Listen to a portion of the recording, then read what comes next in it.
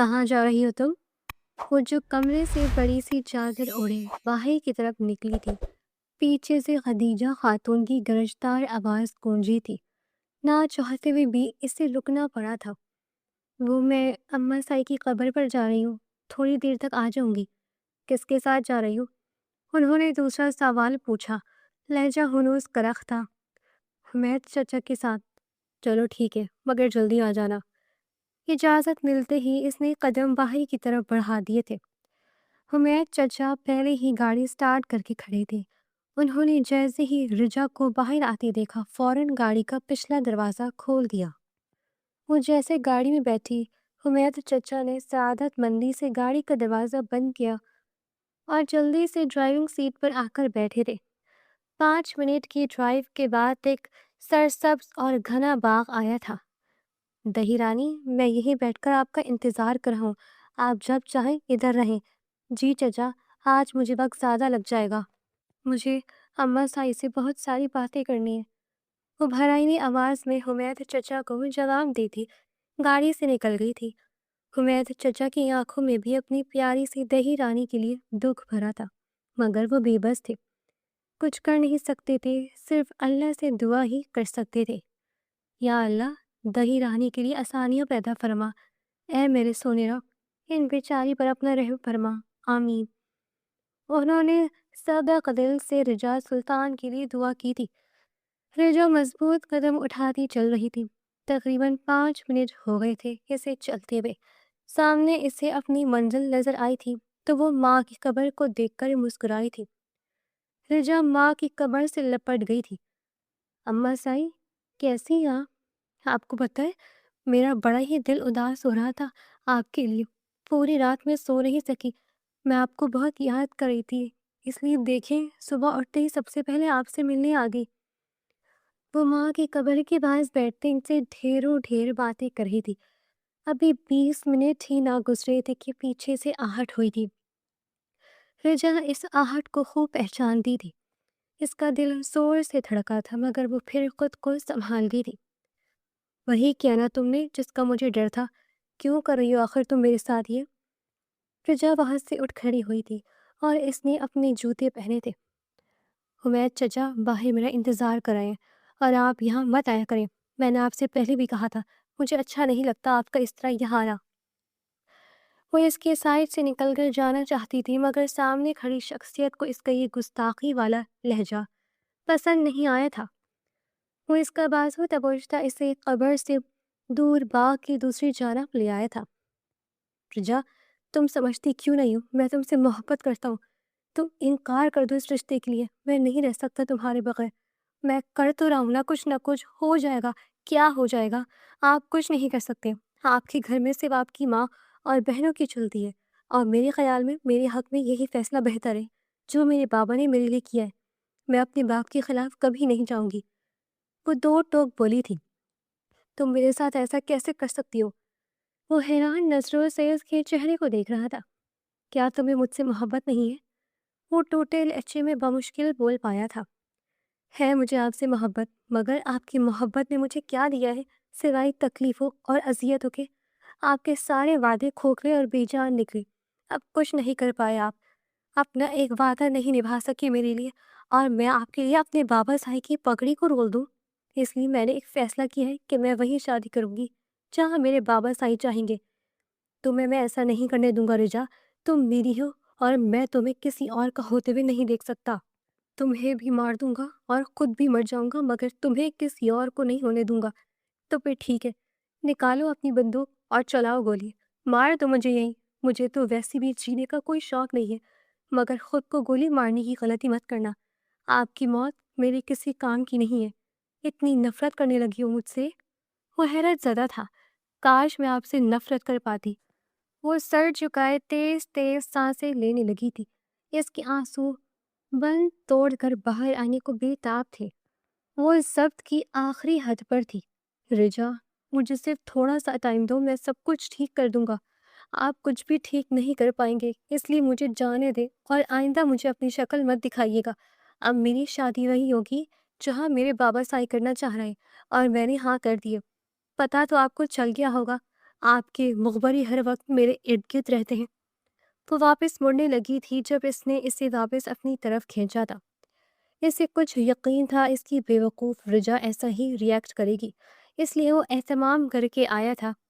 اس نے نہ جانے رجا کے ناک کے قریب ایسی کون سی چیز کی تھی کہ وہ لمحوں میں بے ہوش ہوتی اس کی باہوں میں جھول گئی تھی۔ وہ احتیاط سے اسے گود میں اٹھاتا دوسری طرف کھڑی اپنی گاڑی تک لے کر آیا تھا اور گاڑی کی پچھلی سیٹ پر اسے لٹانے کے بعد گاڑی وہاں سے بھگا لے گیا تھا۔ رجا کو جب ہوش آیا تو وہ ہڑبڑا کر اٹھی تھی اور ارد گرد کا جائزہ لینے لگی تھی۔ سامنے جاذب کو دیکھ کر وہ حیران ہوئی تھی۔ یہ آپ نے کیا کیا؟ آپ تو مجھ سے محبت کرتے تھے نا، آپ ایسا کیسے کرتے ہیں میرے ساتھ؟ وہ ہذیانی ہو رہی تھی۔ اسے بالکل بھی یقین نہیں تھا کہ وہ شخص جس کو وہ دل و جان سے چاہتی ہے وہ اس کے ساتھ اتنا گھناؤنا کھیل کھیل سکتا ہے۔ یہ ہے آپ کی محبت جاذب، میرے ساتھ ایسا کیسے کر سکتے ہیں؟ محبت نہ صحیح، آپ کے چچا کی بیٹی تو ہوں نا۔ پلیز جاذب، خدا کے لیے مجھے واپس جانے دیں، میرے ساتھ یہ ظلم مت کریں۔ وہ روتے ہوئے اس کے آگے ہاتھ جوڑ گئی تھی اور جاذب نے اس کے دونوں ہاتھ تھام لیے تھے۔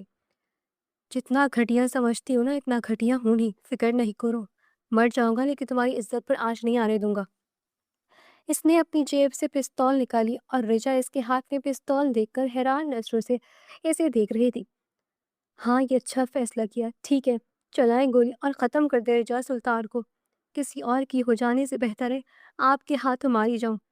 تمہاری جان اتنی آسانی سے تو نہیں لوں گا، تمہارے سامنے خود کو ماروں گا، پھر ساری زندگی جیسے پہلے اپنی ماں کی قبر پر بیٹھ کر روتی ہو، پھر ساتھ ایک اور قبر کا اضافہ ہو جائے گا۔ اچھا ہے، تمہاری رونے کا شوق بھی پورا ہو جائے گا اور مجھے بھی سکون مل جائے گا۔ جاذب نے وہ پستول اپنی کن پٹی پر رکھی تھی۔ نہیں نہیں جاذب، پلیز آپ ایسا مت کریں، وہ چلائی تھی۔ اب کوئی فائدہ نہیں، یا آج میں مروں گا یا پھر آج تمہیں مجھ سے نکاح کرنا ہوگا۔ جاذب، آپ پاگل ہو گئے؟ ہاں، میں پاگل ہو گیا ہوں، میں نہیں دیکھ سکتا تمہیں کسی اور کا ہوتا ہوا، وہ چلایا تھا۔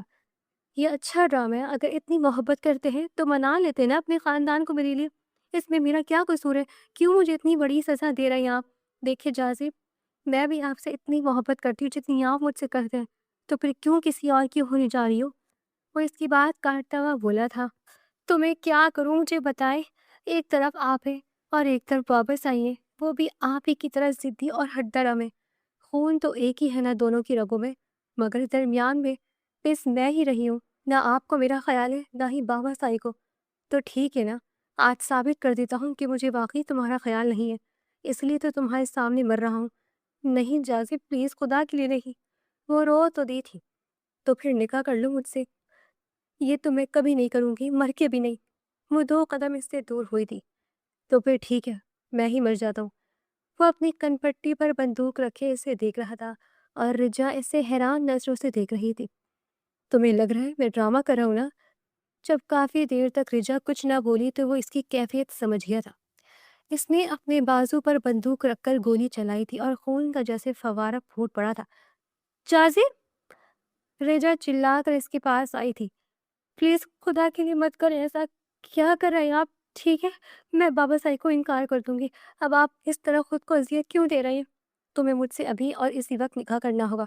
اگر یہ ایک گولی میں اپنے بازو پر مار سکتا ہوں تو دوسری کن پٹی پر مارتے ہوئے مجھے ذرا بھی ہچکچاہٹ نہیں ہوگی۔ فیصلہ تمہارے ہاتھ میں، تمہارے پاس صرف 2 منٹ ہے۔ جاذب نے بازو پر بندی گھڑی اس کے سامنے کی تھی۔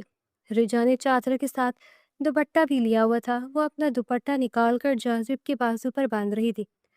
آپ کو گولی لگی ہے، یہ بیوقوفی نہ کریں، اب آپ ڈاکٹر کے پاس چلیں، ہم اس بارے میں بعد میں بات کریں گے۔ بعد میں نہیں رجا، فیصلہ ابھی ہوگا۔ دوسرے کمرے میں نکاح خواہ اور گواہ یہاں موجود ہے، تمہیں فیصلہ کرنا ہوگا۔ آج یا تو مولوی میرا نکاح پڑھا کر جائے گا یا پھر جنازہ۔ جاذب کی تو جیسے آنکھوں میں خون اتر آیا تھا۔ تمہارے پاس ٹائم بہت کم ہے۔ جیسے ہی گھڑی نے 2 منٹ کا ٹائم پورا کیا، جاذب نے پستول اپنی کن پٹی پر رکھی تھی۔ وہ ٹریگر دبانے ہی والا تھا کہ رجا نے چلا کر اس کے ہاتھ سے پستول چھین لی تھی۔ ٹھیک ہے، میں نکاح کے لیے تیار ہوں۔ نہ جانے ایسا کون سا احساس تھا جو اس وقت رجا کے حواسوں پر حاوی ہو چکا تھا اور وہ اپنے بابا سائی کی عزت کو یکسر فراموش کرتی اس ظالم انسان کے ہاتھوں استعمال ہو چکی تھی۔ چند لمحوں میں وہ رجا سلطان سے رجا جاذب بن چکی تھی۔ نکاح کے بعد سب لوگ جا چکے تھے اور وہ ابھی تک اس کے پہلو میں سر جھکائے بیٹھی تھی۔ جازب نے اپنے زخمی بازو سے اسے اپنے قریب کرتا اس کے ماتھے پر لب رکھے تھے اور اسی خود میں سمٹ گیا تھا۔ چلو میں تمہیں باغ میں چھوڑ دیتا ہوں، حمید چچا ابھی تک وہیں کھڑے تمہارا انتظار کر رہے ہیں۔ اس کو وہ اس کی ماں کی قبر پر چھوڑ آیا تھا اور وہ وہاں سے دوسری طرف کے راستے سے اپنی گاڑی کی طرف بڑھ گئی تھی۔ اس نے اچھی طرح اپنا چہرہ چھپایا ہوا تھا ورنہ اس کی حالت کسی کی نظروں سے چھپی نہ رہ سکتی۔ گھر جا کر وہ سیدھا کمرے میں چلی گئی تھی اور دروازہ بند کر کے وہیں گھٹنوں میں سر دیے پھوٹ پھوٹ کر رونے لگ گئی تھی۔ وہ بری طرح سے پچھتا رہی تھی اس وقت کو، وہ کوس رہی تھی جب اس نے جازب کی محبت کو قبول کیا تھا۔ یہ سراسر اس کی اپنی غلطی تھی، نہ وہ جازب کو اتنی چاہتی تھی، نہ وہ اس کے اتنا قریب آتا اور نہ ہی آج وہ اس حد تک جاتا، مگر اب پچھتاوے کا کیا ہو سکتا تھا۔ رجا کے کپڑوں پر خون کے دھبے لگے ہوئے تھے، اس نے کپڑے تبدیل کیے تھے اور وہ خون آلود کپڑے اپنی الماری میں آخری کونے میں جا کر چھپا دیے تھے۔ ایک ہفتے بعد اس کی منگنی ہونے جا رہی تھی۔ وہ رشتہ اس کے بابا کے دوست کے بیٹے کا تھا۔ سلطان محمود نے اپنی بیٹی سے اس کی رضامندی پوچھی تھی تو رجا نے باپ کے آگے سر جھکا دیا تھا۔ سلطان محمود نے اپنے دوست کی فیملی کو ایک ہفتے بعد گھر پر بلایا تھا اور وہ لوگ منگنی کی انگوٹھی رجا کے ہاتھ میں پہنانے کے خواہش مند تھے، جس کی سلطان محمود نے اجازت دے دی تھی۔ اور اب رجا تو کسی اور کی ہو چکی تھی۔ پورا دن وہ کمرے میں ہی پڑی رہی تھی۔ خدیجہ خاتون نے 2-3 دفعہ ملازمہ بھیجی تھی مگر وہ کمرے سے نہیں نکلی تھی تو وہ خود آئی تھی اس کے پاس۔ کیا مسئلہ ہے رجا؟ تمہیں کیوں نحوست پھیلا رہی ہو گھر میں؟ قبرستان ماں کی قبر سے جب سے ہو کر واپس آئی ہو تب سے کمرے میں منہ لپیٹے پڑی ہو، کیا مسئلہ ہے تمہارے ساتھ؟ کچھ نہیں اماں سائیں، وہ بس مجھے بخار ہو گیا ہے۔ اور خدیجہ خاتون نے چھپ کر اس کی پیشانی پر ہاتھ رکھا تھا۔ وہ تو سچ میں بخار میں تپ رہی تھی۔ ارے تمہیں تو بہت تیز بخار ہے، تم بیٹھو، میں تمہارے بھائی کو کہتی ہوں وہ ڈاکٹر کو بلائے۔ نہیں نہیں، اس کی ضرورت نہیں ہے، میں نے دوائی کھا لی ہے، ٹھیک ہو جاؤں گی۔ ارے کیا خاک ٹھیک ہو جاؤ گی؟ بھٹی کی طرح تو تپ رہی ہو تم۔ ایک ہفتے بعد تمہاری منگنی ہے، تمہارے سسرال والے تمہیں آ کر دیکھیں گے تو کیا سوچیں گے کہ تمہارے بارے میں اور میرے بارے میں؟ اپنا تو تمہیں خیال ہے نہیں، میری عزت کا خیال رکھ لو۔ وہ بڑبڑاتی ہوئی کمرے سے چلی گئی تھی اور رجا ایک دفعہ پھر سے بری طرح سے رو دی تھی۔ کتنی بڑی مصیبت میں پھنس چکی تھی۔ اس کا موبائل بار بار بج رہا تھا مگر اس نے جازب کی کال اٹینڈ نہیں کی تھی۔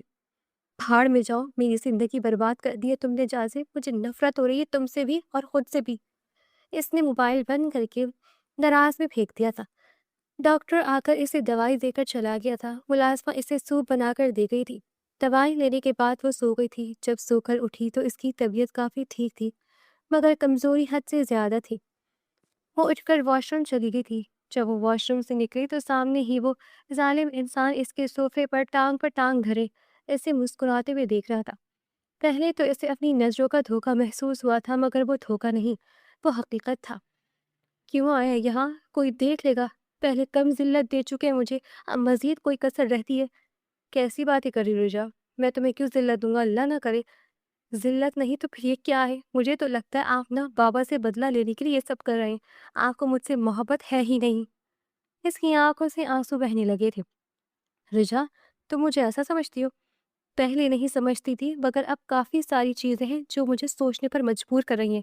اگر آپ کو مجھ سے اتنی محبت ہوتی تو اپنے خاندان کو میرے لیے منا لیتے، اپنی بہن کو میرے لیے منا لیتے، مگر نہیں، آپ نہیں کر سکے کچھ بھی، آپ نہیں کر سکے۔ آپ کی بہنیں آپ سے چھوٹی ہیں مگر وہ آپ کی ایک نہیں سنتی۔ آپ کی ماں مجھ سے نفرت کرتی ہے، وہ کم مجھے قبول کریں گی۔ اگر آپ کو مجھ سے محبت ہوتی تو آپ اپنی فیملی کو مجبور کرتے کہ وہ یہاں آ کر میرا ہاتھ مانگے، مگر آپ نے تو مجھے مجبور کر دیا۔ ایک ہفتے بعد بابا کے دوست کی فیملی مجھے منگنی کی انگوٹھی پہنانے آ رہی ہے۔ کس منہ سے بابا کو بتاؤں گی یا پھر کس منہ سے کسی غیر کی انگوٹھی اپنے ہاتھ میں پہنوں گی؟ وہ نہیں آئیں گے، تم فکر نہیں کرو۔ اس کی بات سنتے بھی بالکل آرام سے بولا تھا اور وہ اس کے اتنے سکون پر حیران ہوئی تھی۔ رجا کو کچھ نہ کچھ گڑبڑ کا احساس ہوا تھا۔ اب آپ ان کے ساتھ کیا کرنے والے ہیں؟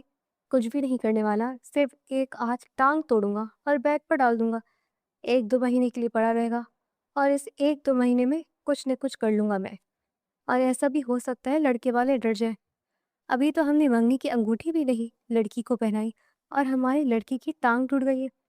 وہ تو پکا سمجھ جائیں گے کہ سلطان محمود کی بیٹی منحوس ہی ہے۔ وہ لب دبائے اسے اپنے قریب کرتا شوقی سے بولا تھا، اور نہ چاہتے ہوئے بھی رجا کے چہرے پر مسکراہٹ دوڑ گئی تھی۔ بس ایسی ہی مسکراتی رہو، میں سب کچھ ٹھیک کر دوں گا، اور یہ جو اتنے تانے مجھے مار رہی ہو نا، اتنا گھٹیا نہیں ہوں۔ باپ اور چچا میں کوئی فرق نہیں ہوتا، سلطان محمود کی بیٹی ہو یا اشرف محمود کی، بات ایک ہی ہے۔ میں تم سے وعدہ کرتا ہوں، تمہاری عزت پر ذرا بھی آنچ نہیں آنے دوں گا۔ بس مجھ پر آخری بار اعتبار کر لو۔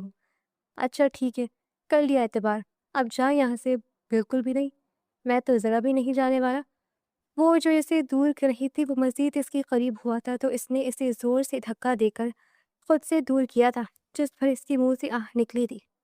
او آئی ایم سوری، آپ کو زیادہ تو نہیں لگی؟ ہاں لگی تو ہے بہت زور کی، مگر یہاں۔ وہ اپنے دل پر ہاتھ رکھتے اسے آنکھ مار گیا تھا جس پر وہ جھینپ گئی تھی۔ پھر اچانک قریب آئی تھی اور اس کا بایاں بازو پکڑا تھا۔ مرہم پٹی کروائی تھی؟ ہاں، تمہارے جانے کے بعد سیدھا ڈاکٹر کے پاس ہی گیا تھا رجا۔ اس کا کف پیچھے کی طرف موڑتے ہوئے اس کا زخم دیکھنے لگی تھی۔ ڈاکٹر نے کیا کہا؟ ڈاکٹر نے یہ کہا ہے کہ اپنی بیوی کے پاس زیادہ سے زیادہ ٹائم گزارو، تو جلدی زخم بھر جائے گے۔ زیادہ فری ہونے کی ضرورت نہیں ہے، اور آپ آئندہ میرے کمرے میں نہیں آئیں گے۔ میں تو روز رات ادھر ہی گزاروں گا۔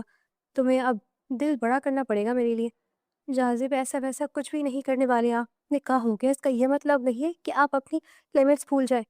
جانا مجھے اپنی لمٹس بالکل اچھی طرح سے پتہ ہے، تمہیں کچھ بھی یاد دہانی کروانے کی ضرورت نہیں ہے، مگر میں اب تم سے دور نہیں رہ سکتا، اور جتنا تمہارے پاس رہوں گا اتنا ہی تمہارے دماغ میں خناس کم بھرے گا، اس لیے اب تمہیں روز مجھے برداشت کرنا پڑے گا۔ اچھا یار، میں نے کھانا نہیں کھایا، مجھے کھانا تو کھلا دو۔ آپ کو پتہ ہے مجھے بخار ہے، میں نہیں جا رہی باہر کھانا لینے، اور ملازمہ سے کہہ نہیں سکتی، وہ پھر آپ کو دیکھے گی تو کیا سوچے گی۔ وہ صاف جواب دے گئی تھی، اس کے گال پر ہاتھ رکھا تھا۔ تمہیں تو بالکل بھی بخار نہیں ہے، جھوٹی ڈرامے کریو۔ آپ کو کیا پتا، 104 پہ بخار تھا مجھے، دن بخار میں پھلک رہی تھی، اور آپ کو کیا خبر؟ وہ نروٹھے پن سے کہتی اس سے منہ موڑ گئی تھی۔ خبر تھی تبھی تو آیا ہوں، وہ اس کے کندھوں سے تھامتا اپنی طرف رخ موڑتا بولا تھا۔ اچھا ادھر بیٹھو میرے پاس۔ نہیں، اگر آپ نے کھانا نہیں کھایا تو میں لے کر آتی ہوں۔ ارے نہیں نہیں، تم پاس ہو تو بھوک ہی نہیں لگے گی۔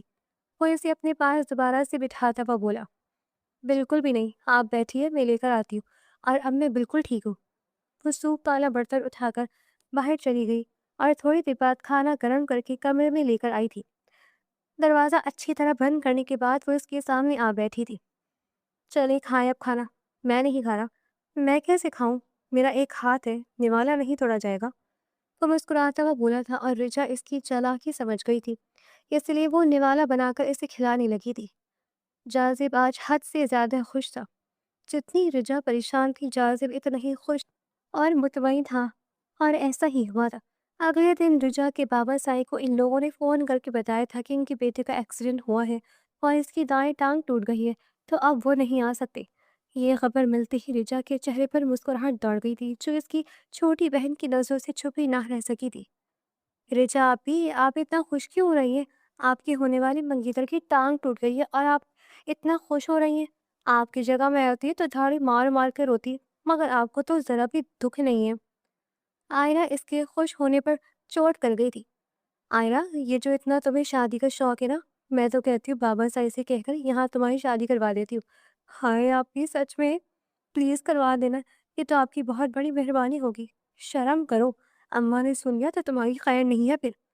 اور اماں کے نام پر آئرہ نے فوراً اپنے ہونٹوں پر انگلی رکھتے ہوئے سر جھکا لیا تھا، جس پر رجا کھل کھلا کر ہنستی تھی۔ اشرف محمود اور سلطان محمود دو بھائی تھے۔ اشرف بڑا تھا اور سلطان چھوٹا تھا۔ اشرف کی 3 بیٹیاں اور ایک بیٹا تھا۔ بڑی بیٹی سمرایا تھی، اس کے بعد جازب تھا، پھر عالیہ اور سب سے چھوٹی ماریہ تھی۔ سکینہ خاتون نے اپنے تینوں بیٹیاں حد درجہ بگاڑی ہوئی تھی۔ بڑی بیٹی کی شادی اپنی خالہ کے بیٹے سے ہوئی تھی اور اس کے سسرال والے اس سے بہت تنگ تھے، کیونکہ اپنی زبان درازی کی وجہ سے اس نے اپنے سسرال والوں کے ناک میں دم کیا ہوا تھا۔ سونے پہ سہاگ سماریہ کے دیور نے عالیہ سے شادی کی ضد کی تھی اور اس نے اپنی ضد پوری بھی کر لی تھی، جبکہ عالیہ کی نند ندا جازب کی دیوانی تھی۔ اور عالیہ کی خالہ نے عالیہ کا رشتہ اسی شرط پر لیا تھا کہ جاذب سے ندا کا رشتہ طے ہوگا، اور سکینہ خاتون نے اپنی بہن سے اندر ہی اندر مانگ لیا تھا بنا بیٹے اور شوہر کی اجازت کے۔ سلطان محمود کی پہلی شادی اپنے پھپھو کی بیٹی نازیہ سے ہوئی تھی۔ شادی کے 10 ماہ بعد ہی اللہ نے ان کو بیٹی کی نعمت سے نوازا تھا، مگر نازیہ کو بیٹی کا چہرہ دیکھنا بھی نصیب نہیں ہوا تھا، اور وہ بیٹی کی پیدائش کے فوراً بعد ہی اس دنیا سے چلی گئی تھی۔ سلطان محمود کی نازیہ سے محبت کی شادی تھی۔ سلطان نازیہ کا دیوانہ تھا۔ اس کے اچانک دنیا سے چلے جانے پر وہ جیسے پاگل ہو گیا تھا۔ اس نے نازیہ کی قبر اپنے باغ میں بنوائی تھی۔ یہ باغ نازیہ کا فیورٹ تھا، اور وہ سلطان اکثر یہاں اکیلے آ کر بیٹھتے تھے۔ رجا کو اس کی دادی نے سنبھالا تھا۔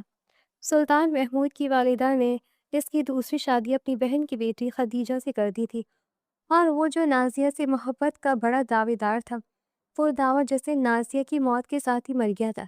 یہی وجہ تھی کہ چند ماہ بعد اس نے خدیجہ سے بیاہ رچا لیا تھا، اور نازیہ کے ساتھ ساتھ اس کی معصوم بچی کو بھی بھول گیا تھا۔ رجا اپنی دادی کے ہی ساتھ رہتی تھی۔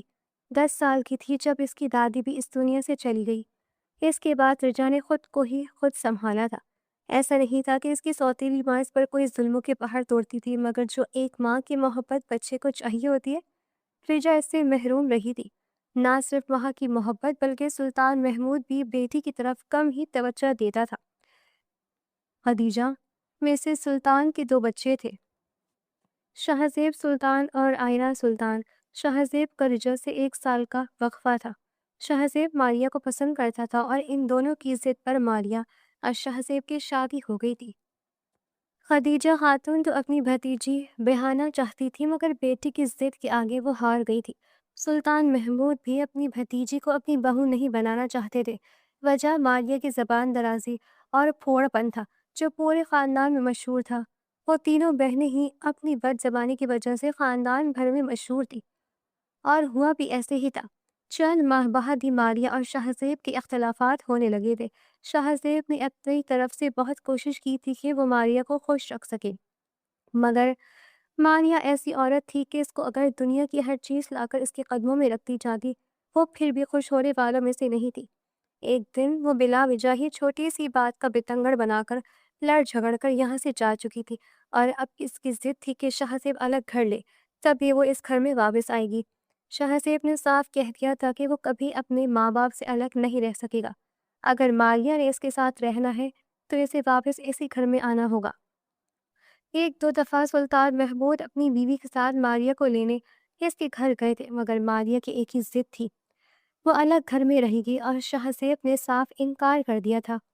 دوسری طرف جاذب تھا، جو بچپن سے ہی رجا سے محبت کرتا تھا۔ جاذب کی محبت کسی سے بھی ڈھکی چھپی نہیں تھی۔ وہ جتنا بچپن سے رجا کا خیال رکھتا تھا سب کو معلوم تھا۔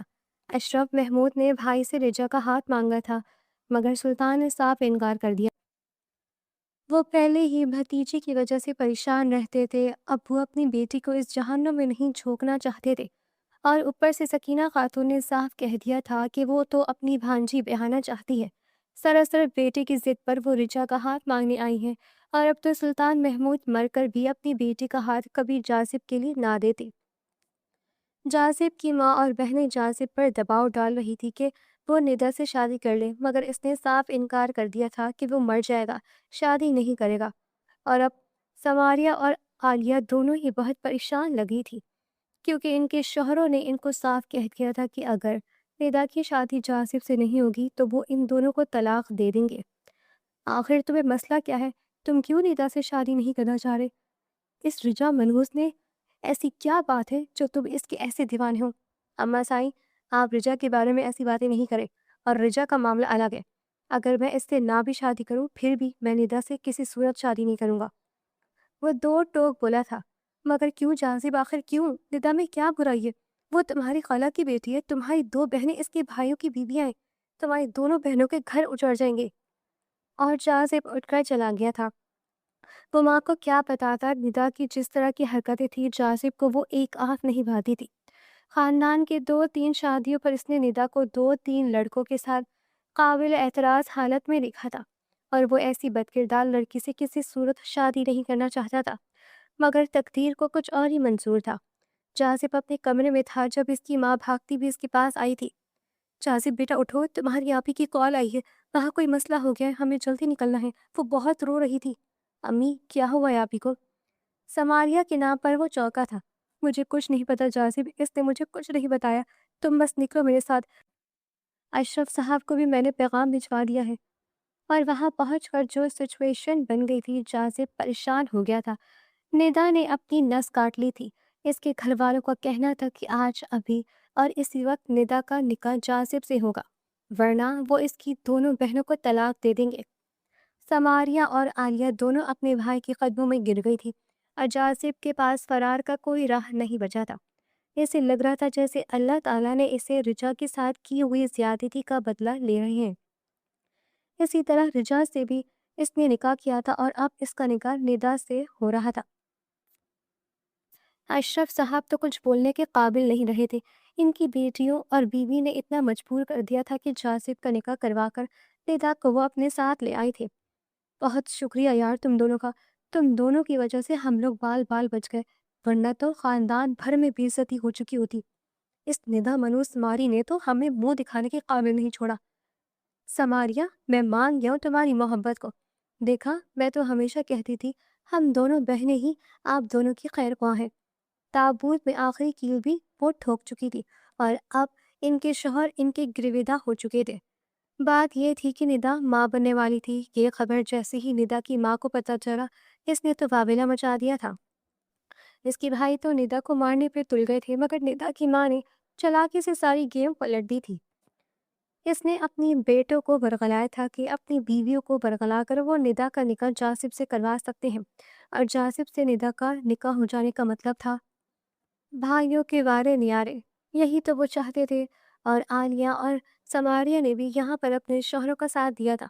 उन्होंने निदा के नस काटने वाला झूठ मूठ का ड्रामा रचाया था और इस बात को यहीं पर ख़त्म कर दिया था। समारिया ने अपनी माँ को सारी बात समझा दी थी।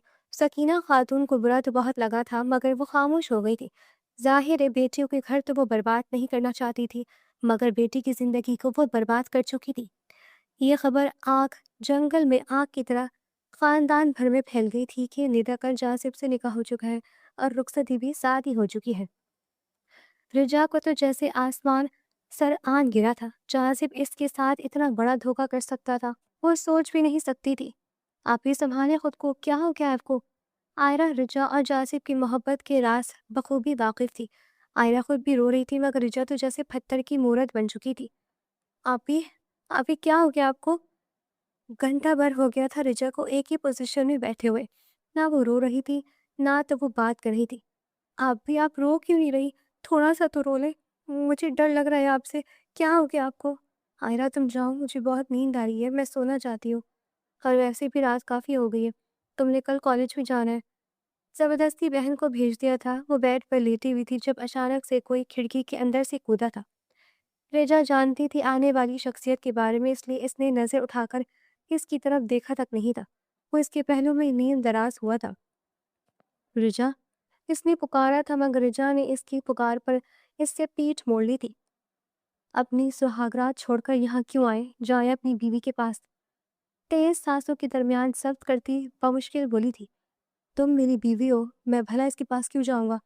जासिब को खुद नहीं समझ आ रही थी कि वो इसे सफाई में क्या कहे। वो इसके एतमाद को बुरी तरह से तोड़ चुका था। रिजा मेरी जान, मेरी तरफ तो देखो। जासिब प्लीज चले जाओ यहाँ से, मैं आपकी शक्ल नहीं देखना चाहती। मुझे नफरत है आपसे। वही कहना आपने जो मैं कहती थी। आपने मुझे सिर्फ इस्तेमाल किया है अपनी अना की तस्कीन के लिए, या फिर शायद अपनी बहन के घर बचाने के लिए। हाँ, दो बहनों का घर बचाने के लिए इसे निकाह कर लिया, और एक बहन का घर बचाने के लिए मुझसे, है ना? रिजा ऐसा कुछ भी नहीं है जैसा तुम समझ रही हो। देखे जहाँ से, मैंने कहा ना आप यहाँ से चले जाए। इसने जाजिब को धक्का दिया था जब जाजिब ने इसे मजबूती से पकड़कर खुद से मिला लिया था। मुझसे दूर जाने की बातें ना करो।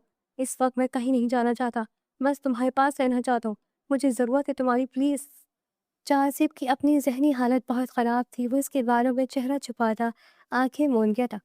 वो तो रिजा की गुर्बत में सुकून पाता नींद की वादी में खो गया था, मगर वो पूरी रात सो नहीं सकी थी। जासिफ ने रिजा को कोई सफाई नहीं पेश की थी, ना ही इससे इस बारे में कोई बात की थी, مگر اس نے خود عہد کیا تھا کہ کل صبح سب کو رجا کے نکاح کے بارے میں بتا دے گا۔ اب ہر حال میں وہ رجا کی رخصتی کروا لے گا۔ ندا کے ساتھ جو ہوگا دیکھا جائے گا، کیونکہ ندا اس کا سر درد نہیں تھا۔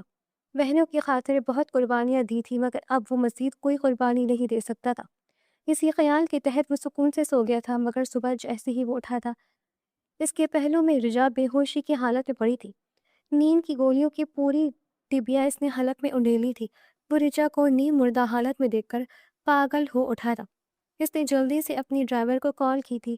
وہ گاڑی لے کر آیا تھا اور وہ رجا کو اپنی گود میں اٹھاتا باہر کی طرف بھاگا تھا۔ فجر کا وقت تھا، سب سو رہے تھے، اس لیے حویلی میں اسے کسی نے جاتے ہوئے نہیں دیکھا تھا، مگر آئرہ کو فون کر کے اس نے اپنے ساتھ لے آیا تھا۔ حمید چچا کے ساتھ آئرہ بھی ہسپتال پہنچ گئی تھی۔ اتفاق سے اس دن شاہزیب اور سلطان محمود دونوں ہی فیکٹری کے کسی کام کے سلسلے میں شہر گئے ہوئے تھے۔ آئرہ حیران تھی، اتنی صبح جازب لالا اس کے گھر میں کیا کر رہے تھے، اور اوپر سے اس کی آپی کی جو حالت تھی۔ آپ نے اچھا نہیں کیا لالا، آپ نے میری آپی کی زندگی برباد کر دی۔ اگر محبت نبھا نہیں سکتے تھے تو کی ہی کیوں؟ اور آپ جائیں یہاں سے، میں اپنی آپی کا خیال خود رکھ لوں گی۔ آپ نے جتنی مہربانی ہم پر کرنی تھی کر دی۔ پہلے آپ کی بہن نے میرے بھائی کی زندگی برباد کر دی محبت کا جھانسا دے کر، اور اب آپ نے بھی وہی کیا۔ آپ لوگوں کو تو محبت میں دوسروں کو لوٹنا خوب آتا ہے۔ جائیں، آپ کی بیوی آپ کا انتظار کر رہی ہوگی۔ آئرہ پلیز تم تو سمجھو مجھے۔ جازب کی حالت دیکھ کر آئرہ کو اس پر ترس آ ہی گیا تھا، تبھی اس نے اس کو وہاں رکنے دیا تھا، ورنہ آئرہ کو جتنا اس پر غصہ تھا، اسے ایک منٹ بھی وہ وہاں دیکھنا نہیں چاہ رہی تھی۔ مگر رجا کی حالت کافی خراب تھی۔ ڈاکٹر نے اس کا معدہ واش کیا تھا، مگر ابھی تک وہ ہوش میں نہیں آئی تھی۔ 3 گھنٹے رجا کے لیے بہت نازک تھے، اور وہ 3 گھنٹے آئرہ اور جازب نے رجا کی زندگی کی دعا کرتے کیسے گزارے تھے، یہ وہی دونوں جانتے تھے۔ رجا کو ہوش آیا تھا تو انہوں نے سکھ کا سانس لیا تھا۔ اس سے پہلے آئرہ کمرے میں جاتے جازب بھاگ کر رجا کے پاس پہنچ گیا تھا، اور آئرہ غصے سے پاؤں پٹکتی واپس چلی گئی تھی۔ تم نے کیا کیا رجا؟ تم مجھ پر تھوڑا سا تو بھروسہ کرتی۔ اتنی ہی تم مجھ سے نا امید ہو گئی تھی کہ تم نے اپنی زندگی ختم کرنے کے بارے میں سوچ لیا۔ وہ سب ایک مجبوری میں ہوا ہے۔ میرا ندا کے ساتھ کوئی تعلق نہیں ہے، نہ وہ تمہاری کبھی جگہ لے سکتی ہے۔ میں صرف تمہارا ہوں، میرا اعتبار کرو۔ وہ اس پر جھکا، اس کو اپنی محبت کا یقین دلا رہا تھا، مگر رجا اب اس پر رتی برابر بھی یقین کرنے والی نہیں تھی۔ وہ آپ کی بیوی ہے، آپ اس کے پاس جائیں۔ میرا آپ سے یا اس سے کوئی تعلق نہیں ہے۔ جو تعلق تھا وہ کل رات ختم ہو گیا۔ آئندہ اگر آپ میرے سامنے آئیں تو میں اس سے بھی زیادہ خود کو بڑی اذیت دوں گی۔ یہ میں نے اس لیے نہیں کیا کہ آپ نے ندا سے نکاح کر لیا۔ آپ کی زندگی، آپ کی مرضی، میری بلا سے آپ 2 نکاح اور کر لیں۔ نیند کی گولیاں میں نے اس لیے کھائی تھی کہ میں آپ کو اپنے قریب نہیں دیکھ سکتی۔ اب مجھے گھن آتی ہے آپ سے اور خود سے۔ مجھے آپ کی قربت نہیں چاہیے جازب، میں اب آپ سے نفرت بھی نہیں کرتی۔ محبت تو بہت دور کی بات ہے۔ بچپن سے لے کر آج تک میرے پاس سوائے آپ کے کچھ بھی نہیں تھا۔ میرا ہر اچھا کھلونا لے کر اماں شاہزیب یا آئرہ کو دے دی تھی، اور پھر بابا صاحب کو بتانے پر وہ کہتے تھے کہ مل کر کھیلو، اور مجھے شیئر کرنے کی عادت نہیں ہے، تو میں اپنی چیزیں شیئر کرنے کے بجائے اپنے چھوٹے بہن بھائیوں کو دے دیتی تھی۔ میں تو چیزیں شیئر نہیں کر سکتی، محبت شیئر کیسے کرتی؟ اس لیے میں دستبردار ہو گئی ہوں آپ سے۔ آپ جایا، مجھے فرق نہیں پڑتا، بس آپ مجھ سے دور رہیں اور کوشش کریں کہ مجھے اپنی شکل نہ دکھائیں۔ رجا نے منہ موڑ لیا تھا۔ آئرہ نے ماں کو فون کر کے بتا دیا تھا کہ رجا کو فوڈ پوائزننگ ہوئی ہے، اس وجہ سے وہ اسے ہسپتال لے آئی ہے۔ ڈاکٹر جازب کا دوست تھا، اس لیے جازب نے سچویشن سنبھال لی تھی۔ 2 دن بعد رجا کو ہسپتال سے چھٹی ہو گئی تھی، اور یہ 2 دن جازب وہی رہا تھا۔ اس دن رجا کو چھٹی ہو گئی تھی۔ جازب اس کی چھٹی کے لیے پیپر وغیرہ بنوانے گیا ہوا تھا، جب وہاں پر اس کی نظر اپنی ماں اور بہنوں پر پڑی تھی۔ سماریہ اور اس کی ماں کے ساتھ تیسری ندا تھی۔ وہ لوگ وہاں کیوں آئے تھے وہ حیران تھا۔ جازب ان کے پیچھے گیا تھا، اس سے پہلے ہی وہ ایک کمرے میں چلی گئی تھی۔ خالہ مجھے بہت ڈر لگ رہا ہے۔ وہ اندر جانے والا تھا جب ندا کی آواز اس کے کانوں سے ٹکرائی تھی۔ ایک کالے کرتوت کرتے ہوئے تو ڈر نہ لگا؟ دیکھو ندا، میں نے تمہارا نکاح اپنے بیٹے سے کروا دیا، مگر میں اس گناہ کی پوٹلی کو اپنے بیٹے کے سر پر ہرگز نہیں تھوپنا چاہتی۔ اس لیے تمہاری بہتر یہی کہ تم ہمیں ہمارا کام چپ چاپ کرنے دو۔ اور ویسی بھی 2 دن سے جازب گھر نہیں آیا، امید ہے اگلے 1 ہفتے تک وہ گھر نہیں آئے گا، اسے کچھ پتہ نہیں چلے گا، یہی وقت بہتر ہے۔ مگر خالہ مجھ پر رحم کرے۔ ندا رو رہی تھی۔ او بی بی، ہم پر رحم کرو، مجھ پر رحم کرو، میرے بیٹے پر رحم کرو۔ تمہاری ناجائز اولاد کو ہم کیوں سنبھالیں؟ تمہارا بوجھ اٹھانے یہی کافی ہے۔ اس سے زیادہ مجھ سے کوئی امید نہ رکھنا، اور یہ سب میں اپنی بیٹیوں کے لیے کر رہی ہوں۔ میں نہیں چاہتی تمہارا منحوس سایہ میری بیٹی کی زندگی برباد کرے۔ میں نے اپنی بیٹی کی زندگی کی قربانی دے دی ہے، اس سے بڑی قربانی اور کیا مانگتی ہو تم؟ چپ چاپ لے جاؤ یہاں پر، میں ڈاکٹر کو بلا کر لاتی ہوں۔ سکینہ خاتون اس کو غصے سے جواب دیتی باہر نکلی تھی، اور سامنے بیٹے کو دیکھ کر وہ ہڑبڑا گئی تھی۔ جازب بیٹا تم یہاں؟ اور جازب کے تو پیروں تلے سے زمین نکل گئی تھی۔ اس کے ساتھ کتنا بڑا دھوکہ اور فراڈ ہو چکا تھا۔ اس کی ماں اور بہنوں نے کیسی عورت کا انتخاب اس کے لیے کیا تھا، اور سب جانتے بوجھتے۔ اماں، میرے ساتھ آپ ایسا کیسے کر سکتی ہیں؟ کیا میں آپ کی سگی اولاد نہیں ہوں؟ کیا آپ کی صرف بیٹیاں ہی سگی ہیں؟ کیا مجھے آپ نے کسی کچرے سے اٹھایا تھا؟ جازب کو خود سے نفرت ہونے لگی تھی۔ میرا تو ماں کے رشتے سے اعتبار ہی اٹھ گیا ہے۔ وہ الٹے قدموں واپس مڑا تھا اور ہسپتال سے دور نکل گیا تھا۔ چلتا چلتا وہ نہ جانے کہاں پہنچ گیا تھا۔ ہوش کی دنیا میں تب آیا جب آئرہ نے اسے فون کیا تھا۔ جازب لالا آپ کہاں ہیں؟ ہم کب سے آپ کا انتظار کر رہے ہیں۔ آپ تو بل پے کرنے گئے تھے نا، ابھی تک نہیں آئے۔ ہاں وہ میں بس تھوڑی دیر میں آ رہا ہوں۔ وہ ایک دوست مل گیا تھا، اس سے باتیں کرنے لگ گیا۔ وہ اپنے آپ پر مشکل قابو پاتا بول پایا تھا اور الٹے قدموں واپس ہسپتال کی طرف بھاگا تھا، کیونکہ اس وقت رجا کی صحت سے زیادہ اہم اس کے لیے کچھ بھی نہیں تھا۔ وہ رجا اور آئرہ کو اپنے ساتھ حویلی لے آیا تھا۔ شہزیب اور سلطان کی گاڑی ان کے پیچھے ہی آئی تھی۔ ان کو رجا کی طبیعت کا معلوم ہو گیا تھا۔ رجا بیٹی کیسی ہو اب تم؟ جی بابا صحیح میں ٹھیک ہوں۔ رجا کو شرمندگی ہوئی تھی اپنے باپ کے فکر مند لہجے پر۔ وہ اس ایک ظالم انسان کی خاطر کتنی محبتوں کو ٹھکرا رہی تھی۔ آئرہ اور شہزیب تو دیوانوں کی طرح رجا کے ارد گرد بیٹھے ہوئے تھے۔ مجھے تو کسی نے بتایا ہی نہیں، ورنہ میں سارے کام چھوڑ چھاڑ کر آ جاتا۔ نہیں لالا، اس کی ضرورت نہیں ہے۔ جاسف لالا نے ہمارا بہت ساتھ دیا، بہت خیال رکھا انہوں نے 2 دن تک۔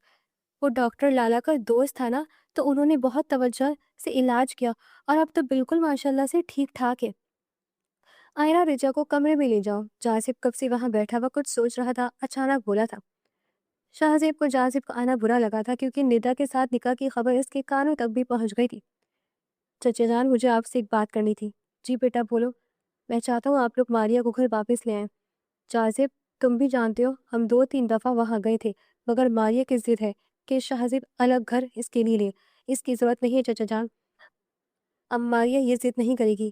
آپ شہزیب سے کہیں اسے جا کر لے آئیں، یا پھر اگر آپ کہیں تو میں اسے خود یہاں چھوڑ جاتا ہوں۔ نہیں، اس کی ضرورت نہیں ہے۔ شہزیب کو اس طرح جاسف کو کہنا برا لگا تھا۔ وہ جاسف لالا کی دل سے عزت کرتا تھا، اور شہزیب خود بہنوں کا بھائی تھا۔ تو کیسے کسی بھائی کا سر اپنے آگے جھکتا دیکھ سکتا تھا؟ میں آج ہی جا کر ماریا کو لے آتا ہوں۔ جازب اور شہزیب ایک ساتھ وہاں سے نکلے تھے۔ شہزیب باہر لاؤنج میں بیٹھا ہوا تھا۔ ماریا کو سماریہ نے فون کر کے سارے حالات کا بتا دیا تھا۔ وہ خود گھبرائی بھی بیٹھی تھی۔ ماریا جی، لالا۔ وہ اس کے کمرے میں آیا تھا۔ ماریا تو ہڑبڑا کر اٹھ کھڑی ہوئی تھی۔ باہر شہزیب آیا ہے تمہیں لینے۔ میں نے اسے کہا ہے کہ وہ تمہیں لینے آئے۔ اپنا سامان باندھو اور اپنے گھر جاؤ، اور آج کے بعد اگر تم نے چچی جان یا شہزیب کے ساتھ کوئی بدتمیزی کی تو میں تمہاری زبان گدی سے کھینچ لوں گا۔ بہت کر لی تم لوگوں نے منمانی، اب اور نہیں۔ اور ماریا تو پہلے ہی ڈری ہوئی بیٹھی تھی۔ جتنا کچھ ہو چکا تھا وہ خود اس دلدل سے نکلنا چاہتی تھی، اس لیے چپ چاپ اس نے سامان باندھا تھا اور شہزیب کے ساتھ چلی ہوئی تھی۔ جانے سے پہلے جازب آخری بات شہزیب سے کہنا نہیں بولا تھا۔ شہزیب، یہ تمہاری بیوی ہے، اس کے ساتھ عزت سے پیش آنا تم پر فرض ہے، لیکن اگر یہ تمہارے ساتھ بدتمیزی کرے تو تم اس کا منہ توڑنے کا حق بھی رکھتے ہو۔ آئندہ تم دونوں کا جو بھی جھگڑا ہوگا وہ اپنے گھر میں سلجھاؤ گے۔ تم دونوں کا جھگڑا مجھ تک نہیں آنا چاہیے، اور یہ بات میں دہراؤں گا نہیں۔ جی لالا۔ شہزیب سعادت مندی سے سر جھکاتا نکل آیا تھا۔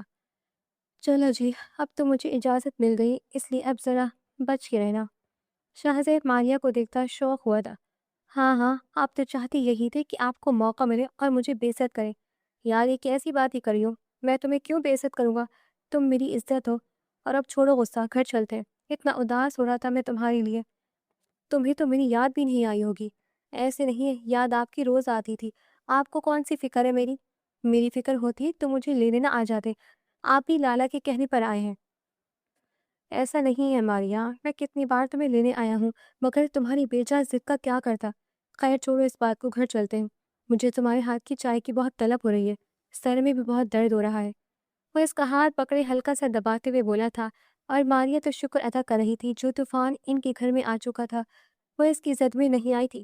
جازب نے اپنے دونوں بہنوئی کو گھر بلایا تھا اور ندا کو طلاق دے دی تھی۔ بیویوں کی زبان ان دونوں کو پتہ چل گیا تھا کہ جازب کو ساری بات کا علم ہو چکا ہے۔ میں تم دونوں کی بہن کو طلاق دے چکا ہوں۔ اس نے طلاق نامہ ان دونوں بھائیوں کی طرف بڑھایا تھا۔ تم دونوں میری بہنوں کو طلاق دینا چاہو تو شوق سے دے دو، مگر یاد رکھنا میری بہنوں کے نام پر جتنی زمینیں ہیں وہ سب بھی تم دونوں کو واپس کرنی ہوگی، اور اس کے علاوہ 5 کروڑ حق مہر بھی سماریہ اور علائق کو دینا ہوگا۔ اس لیے میں فیصلہ کر چکا ہوں، تم دونوں بھی فیصلہ کر لو، اور بہن کو جاتے ہوئے ساتھ لے کر جانا۔ میری بہنیں مجھ پر بھاری نہیں ہیں، اس لیے ان کا بوجھ میں پوری زندگی اٹھانے کو تیار ہوں۔ وہ لوگ چلے گئے تھے۔ اشرف محمود کو جب حقیقت کا علم ہوا تو انہوں نے زندگی میں پہلی بار سکینہ خاتون کے چہرے پر تھپڑ مارا تھا۔ اشرف صاحب، آپ نے مجھے تھپڑ مارا؟ مجھے؟ سکینہ خاتون کو حیرت ہوئی تھی۔ ہاں، اور یہ تھپڑ مجھے بہت پہلے مار دینا چاہیے تھا۔ تم نے میرے بیٹی کی زندگی برباد کر دی، شرم آنی چاہیے تھی۔ بابا جان پلیز سنبھالیے خود کو۔ پاس کھڑا جازب سپاٹ چہرے لیے کھڑا تھا۔ اس نے باپ کا بازو پکڑ کر بٹھایا تھا اور سکینہ خاتون حیران تھی۔ یہ وہی بیٹا تھا جو ماں کی ذرا سی تکلیف پر تڑپ اٹھتا تھا، اور آج باپ نے ہاتھ اٹھایا تو اس نے ماں کی طرف آنکھ اٹھا کر دیکھا تک نہیں تھا۔ اماں سائیں، ایک بات آپ سن لیں، ماریہ کو میں یہاں سے بھیج چکا ہوں، اور آج کے بعد ماریہ کی زندگی میں آپ کوئی دخل اندازی نہیں کریں گی۔ سماریہ اور عالیہ تو مجھے اب اس گھر میں نظر ہی نہ آئے۔ اگر وہ یہاں مجھے نظر آ گئی تو میں ان دونوں کی ٹانگیں توڑنے میں لمحہ نہیں لگاؤں گا۔ میں چاہتا ہوں بابا جان آپ لوگ آج ہی رجا کا میرے لیے ہاتھ مانگنے جائیں۔ اور رجا کے نام پر سکینہ خاتون نے پہلو بدلا تھا۔ مجھے پتا تھا اسی لڑکی کے لیے تم یہ سب کر رہے ہو۔ ہاں، میں اسی لڑکی کے لیے یہ سب کر رہا ہوں کیونکہ وہ ایک باعزت اور با کردار لڑکی ہے۔ مجھے اپنے لیے اپنے جیسی بیوی چاہیے۔ رجا بالکل ویسی ہے، اور اماں سائیں پلیز آج کے بعد آپ رجا کے بارے میں ایسی ویسی کوئی بات نہیں کریں گی۔ میں بالکل برداشت نہیں کروں گا۔